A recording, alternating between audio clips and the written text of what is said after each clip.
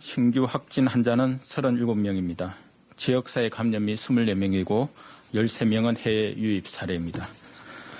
오늘 0시까지 발생한 확진 환자는 총 12,121명이고 1,730명이 완치되어 격리 해제되었으며 1,114명의 환자들이 현재 치료를 받고 있습니다.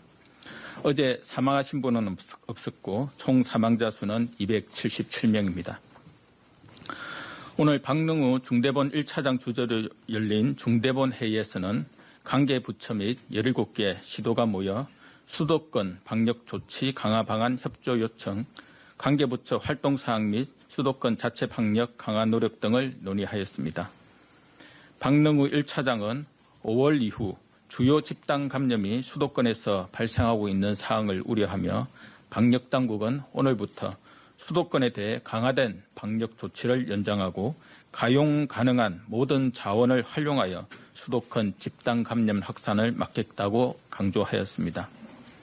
아울러 대부분의 학교가 정상적으로 등교 수업을 진행 중이지만 방심할 수 없는 상황이라며 수도권에 거주하시는 주민들께서 방역 수칙을 준수하여 주실 것을 거듭 당부하였습니다. 오늘 수도권 환자 발생 현황에 대해 말씀드리겠습니다. 신규 확진 환자 37명 중 해외 입국을 제외한 지역사회에서 발생한 환자는 24명이며 이 중 22명이 수도권에서 발생하였습니다. 최근 수도권의 환자 집중 경향이 뚜렷함에도 불구하고 수도권의 위험도는 5월 29일 이후 강화된 방역 조치에도 상승한 것으로 나타났습니다. 해외 유입을 제외한 수도권 지역사회 감염자 수는 5월 31일부터 6월 13일까지 2주간 1일 평균 36.5명으로 이전 2주간의 20.4명과 비교할 때 약 2배 가까이 증가하였습니다. 이를 일주 단위로 분석해보면 수도권 지역사회 감염 기준 1일 평균 신규 확진 환자가 5월 24일부터 5월 30일까지는 30.6명, 6월 7일부터 6월 13일까지는 40.3명으로 상승하였습니다. 더욱 우려스러운 점은 수도권의 산발적인 집단 감염이 꼬리를 물고 계속되고 있고 특히 어르신들이 주로 이용하는 주간 보호시설, 요양시설 등을 통해 감염이 확산되고 있다는 점입니다. 접촉자 추적 관리에 최선을 다하고는 있으나 빠른 전파 속도를 따라잡기에는 한계가 있습니다. 방역 당국은 가용한 모든 자원을 활용하여 수도권 집단 감염 확산을 막고 있습니다. 노래연습장, 유흥주점 등 8개 고위험 시설과 수도권의 학원 및 PC방에 대해 집단 제한 조치를 연장하고 전자 출입명부 작성을 의무화하였습니다. 학원의 경우 교육부가 전자 출입명부와 관련하여 특수성을 반영한 세부 지침을 마련하여 확산시켜 나가기로 하였습니다.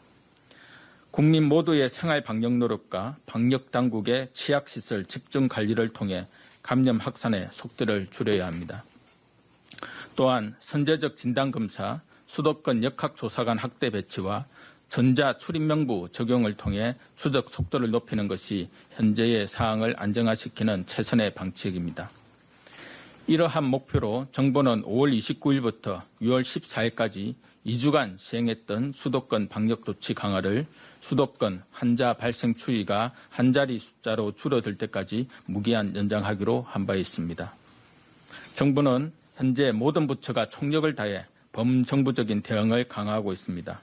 고용노동부는 6월 15일 현재 143만 명이 응시한 국가기술 자격시험을 5일간 나누어 실시하는 등 철저히 방역 관리를 하고 있으며 콜센터, 전자제품 조립업과 같은 노동자 밀집 사업장 4,123개소를 자율 또는 불시 점검하여 방역 지침에 어긋난 사항에 대해 시정 조치한 바 있습니다.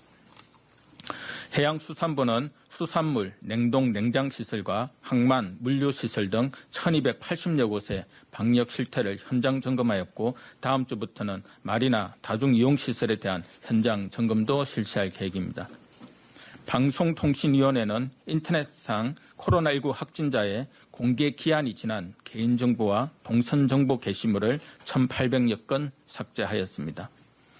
경찰청은 격리조치 위반, 집합금지 위반 등 516건을 수사하여 272건을 기소, 6명을 구속하는 등 감염병 예방법 위반 불법 행위를 엄중히 수사 중에 있습니다. 또한 소방청은 지금까지 환자, 학생, 해외 입국자 4만 8천여 명을 의료기관 등으로 이송하였습니다.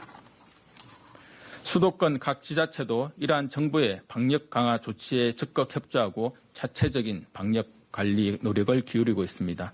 서울특별시는 이미 의학원과 대형 학원 1,100여 개소를 점검하여 미흡한 사항에 대해 시정 조치했으며 중소학원 700개소도 점검 중입니다. 시민들의 집단 감염 우려를 미리 헤아려 기숙사 학생, 교직원, 영어 유치원 강사 7천여 명을 대상으로 선제적 진단검사를 완료하였고 일반 시민 중에서도 매주 1천여 명을 공개 모집하여 검사를 진행할 예정입니다. 인천광역시는 소규모 종교시설 신도 약 800명을 대상으로 전수검사를 완료하였고 8개 고위험시설과 학원, PC방에 대해 방역수칙 준수를 지도 점검하고 있습니다.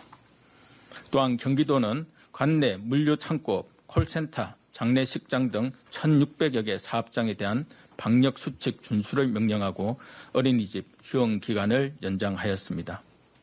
종교시설과 문화, 체육, 관광시설에 대한 방역수칙 준수 여부도 지속적으로 지도 점검할 계획입니다. 코로나19와 관련된 사항은 상당 기간 지속될 것으로 예상합니다. 아이들이 학교를 가고 우리가 일상을 이어가기 위해서는 방역의 생활화가 필요합니다. 특히 수도권 구주 국민들께서는 스스로가 방역 사령관이라는 책임감을 가지시고 마스크 착용, 거리두기 등 방역 수칙을 준수하며 불필요한 모임과 외출을 자제하시고 수도권 감염 확산을 막는 데 적극 참여해 주시기를 거듭 당부드립니다. 밀폐된 장소에서 밀집하여 밀접한 접촉이 일어나는 시설과 장소는 이용하지 말 것을 다시 한번 부탁드립니다. 감사합니다.